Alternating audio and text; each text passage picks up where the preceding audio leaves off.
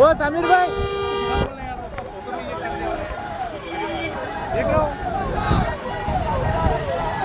समीर को फोन मारो।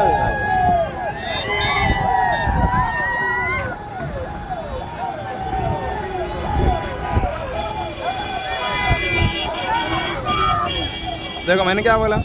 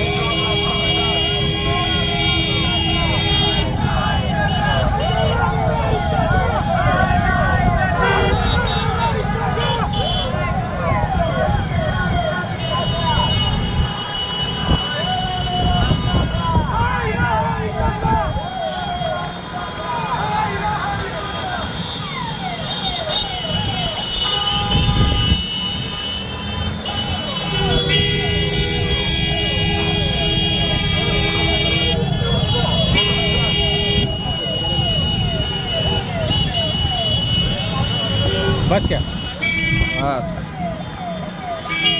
और आगे एक मिनट पकड़ो।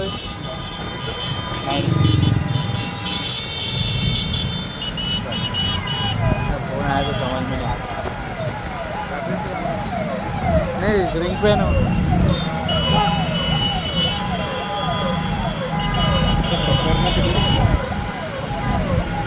यायचं सेल्फी चालू चलेगा ठीक है। ऑफिस का पूरा दिखा रहा है देखना। राजू भाई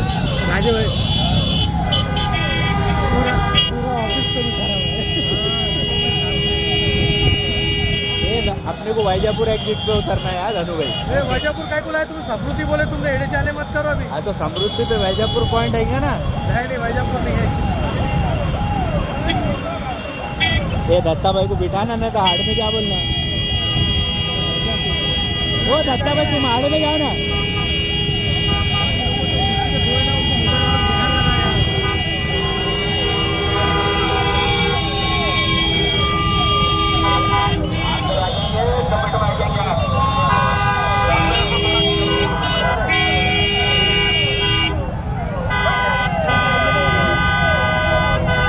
लाइन लटक गया भाई।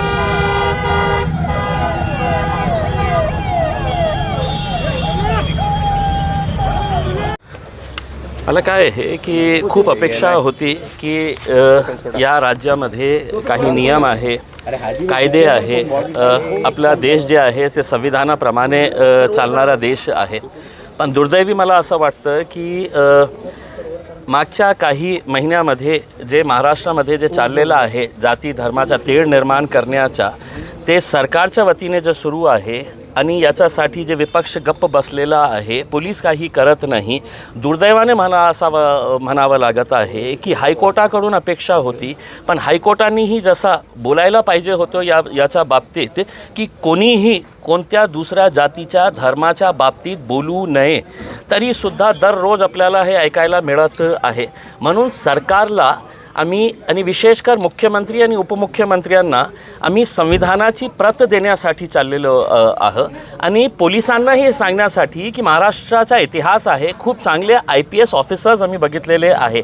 आज अशी राजनीतीमुळे का परिस्थिती झालेली आहे की एका प्रकरणामध्ये 60 FIRs रजिस्टर होऊन सुद्धा त्या रामगिरीवर कारवाई होत नाही. म्हणजे याचा अर्थ हे आहे हे सगळं जे चाललेलं आहे ते सरकारच्या आशीर्वादाने चाललेलं आहे. त्यांच्या म्हणण्यानुसार चाललेलं आहे. म्हणून आज आम्ही मुंबईकडे चाललेलं आहो. शांतीपूर्ण तरीकेने आम्ही चाललेलं आहे. लोकशाहीने जे आम्हाला अधिकार दिलेला आहे त्याचा वापर करून आम्ही हे केलेलं आहे. आणि आपल्या वतीने मी सगळ्यांना विनंती करतो की मी कोणत्याही जातीच्या, कोणत्याही धर्माच्या, कोणत्याही देवी देवताच्या विरोधात बोलण्यासाठी जात नाही आहे. याच्यामध्ये अनेक आमचे नॉन मुस्लिम जे बांधव आहे त्यांनीही आम्हाला सहकार्य केलेले आहे. अनेक असे लोक ज्यांना देशाशी प्रेम आहे, महाराष्ट्राची एक पुरोगामी जो संस्कृती होती, फुले, शाहू, आंबेडकर, छत्रपती शिवाजी महाराज, छत्रपती संभाजी महाराज यांची जे काळ होता ते आपण विसरलेले आहोत. म्हणून आम्ही सरकारला हे सगळं आठवण करून देण्यासाठी चाललेलो आहोत. तुमची रॅली कोण्या मार्गाने जाणार आहे? किती लोक तुमच्या रॅलीत सहभागी असणार? आम्ही पहिले निर्णय घेतला होतो की आम्ही गंगापूर वैजापूर मार्गाने जाणार. पण आम्ही बघितलं की सरकार कोणत्या पातळीवर आलेले आहे, कशा प्रकारचे घाणेरडी राजनीती सुरू आहे आणि पोलिसांचा कशा उपयोग करण्यात येत आहे हे सगळं आम्ही बघितलेलं आहे. 3 दिवसापूर्वी गंगापूरमध्ये ज्या मुद्द्याला घेऊन आम्ही मुंबईपर्यंत जात आहे त्या गंगापूरमध्ये एका हिंदुत्ववादी संघटनांना तिथे बोलवण्यात आलेलं आहे की तुम्ही मोर्चा काढा, रॅली काढा. आणि तिथे जे लोकांना बोलवण्यात आलेले आहे सगळे घाणेरडी वृत्तीचे लोक आहे.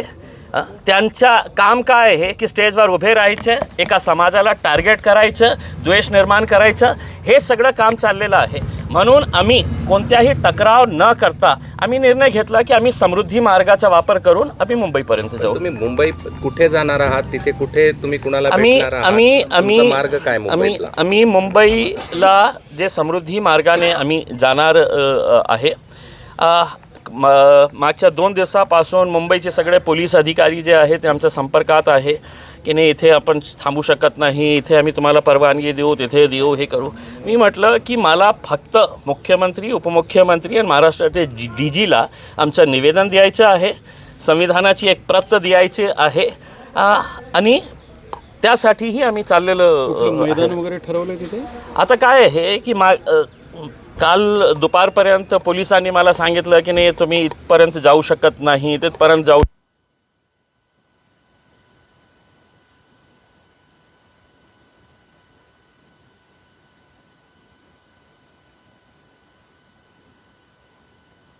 ते आल्यावर तुम्ही मला सांगा. मला कुठल्या मला माहीत नाही आहे. मला माहित नाही आहे. आता इथून आपण सुरुवात करत आहे, कुठपर्यंत ते आम्हाला परवानगी देणार आहे मला या माध्यमातून इम्तियाज जलील एक मोठं शक्ती प्रदर्शन निवडणुकीच्या तोंडावर करण्याचा प्रयत्न करतायत. जेव्हा माझी पहिली पत्रकार परिषद झाली होती त्याच वेळी मी प्रामाणिकपणे सांगितलं होतं, आज पुन्हा ते रिपीट करत आहे. कोणत्या एका पक्षाचे नाही आहे. मी स्पष्टपणे सांगितलं होतं तुम्ही कोणत्या जमाताशी संबंधित आहे, कोणत्या तंजीमाची संबंधित आहे किंवा कोणत्या राजनैतिक पक्षाची संबंध आहे. एक मुसलमान म्हणून ज्यांना असं वाटतं की बाबा आज इतकं होऊन की लोक आम्हाला इतकं धमक्या देऊ लागले ओपनली की मशिदीमध्ये घुसून आम्ही मारू मुसलमानांना, इतकं स्पष्ट बोलून सुद्धा पोलीस गप्प बसलेले आहे. प्रेक्षक मोहम्मद जे आमच्यासाठी जीवापेक्षा जास्त आम्ही त्यांना महत्त्व देत आहे, त्यांच्या बाबतीत अशा प्रकारचे उद्गार केले जातात आणि कोणत्याही प्रकारची कारवाई होत नसेल तर मी कुठल्याही झेंडेचा वापर करत नाही, माझ्या नावाचा वापर करत नाही. आणि मी सगळं राजनैतिक पक्षाचे नेत्यांना पत्र पाठवले होते की एकदा आपण सगळं राजनैतिक मतभेद विसरून तुम्हाला जे पक्षामध्ये राहायचे आहे तुम्ही राहा. पण एक मुसलमान म्हणून आज जे महाराष्ट्रामध्ये चाललेलं आहे, या राज्य आपला आहे, या देश आपला आहे, आपल्याला इथेच राहायचे आहे, शांतीपूर्ण तरीकेने आपल्याला राहायचे आहे. पण पोलीस आपल्याला, प्रशासन आपल्याला, सरकार आपल्याला आणि दुर्दैवाने हायकोर्ट ही आपल्याला ऐकत नसेल तर आम्ही काय करू. म्हणून आम्ही मुंबईचं जनजीवन विस्कळीत मला माहीत नाही साहेब, मला माहीत नाही आहे. अनेक असे आंदोलनं झालेले आहे, अनेक असे मोर्चे मुंबईमध्ये निघालेले आहे. फक्त इम्तियाज जलील चालला तर मुंबईचं जीवन विस्कळीत होणार, मुंबईचं लॉ अँड ऑर्डर होणार, मुंबईचं ट्रॅफिकचा इश्यू होणार आहे. ते सरकार, प्रशासन, पोलीस बघतील. तुम्हाला अडवल्यानंतरची मी मागितलं काय आहे? तुम्हाला अडवलं रस्त्यात, बघू ना साहेब, एकदा निघू तर द्या, एकदा निघू तर द्या. मागच्या वेळी आम्ही जेव्हा आरक्षणासाठी गेलो होतो तर जर सर्व जिल्ह्यामध्ये बॅरिकेड्स टाकून आम्हाला अडवण्यात आले होते. मुंबईपर्यंत गेलो होतो आम्ही. आता बघू तुम्ही निघू तर ठाम दे. आहात मुख्यमंत्र्यांना आणि यांना प्रत देण्यासाठीचे डीजींना. याच्यासाठी चाललोच आहे. मुंबई बघितलेलं आहे अनेक वेळा, इंडिया गेट बघितलेलं आहे कसं आहे, मुंबई कशी आहे बघितलेलं आहे, समंदर बघितलेलं आहे. आता यांना बघण्यासाठी आम्ही सरकारचं चाललो. एखादं शिष्टमंडळ आलं तर तुम्ही त्यांना भेटणार आहात का आणि तिथून काही लोकांना परवानगी दिली तर जाणार आहेत का? त्याच्यासाठीच आम्ही चाललोच आहे. आता या सरकारवर आहे, त्यांनी बघा की किती लोकांचा रोष आहे, किती लोकांना असं वाटतं की नाही हे सरकार जे आहे, हे पोलीस जे आहे, हे प्रशासन जे आहे ते बरोबर काम करत नाही आहे.